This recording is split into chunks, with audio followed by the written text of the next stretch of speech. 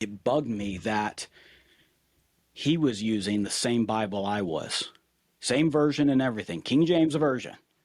And he was coming to completely different conclusions. Not slightly different, exactly opposite conclusions. And he's telling me, no, this passage means we should be keeping the law. And I'm saying, no, this passage means we should not be keeping the law. Well, a fundamental belief that I had was that the Bible cannot contradict, that God doesn't contradict himself in his word. I stayed home and I studied. And that's when the Spirit started to work on me and show me that I was wrong. My 17-year-old student was correct.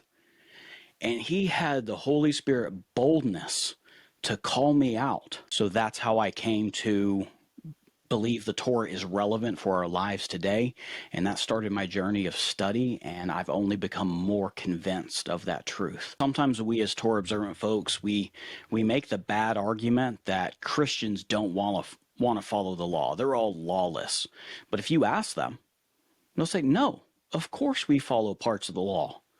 We don't kill, we don't steal, we follow the moral stuff. That's all that applies. They don't think that these other Jewish things apply to them.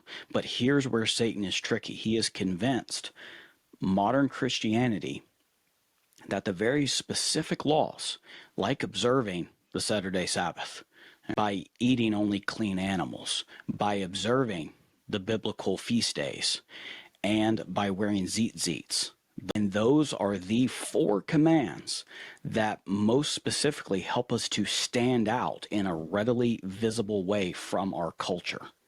And so because he has deceived most of Christianity into believing that, oh, those are just Jewish, that's just for a certain people group, you don't have to do those anymore, he has caused us to completely disappear into the background to where no one notices that we are actually followers of the Most High.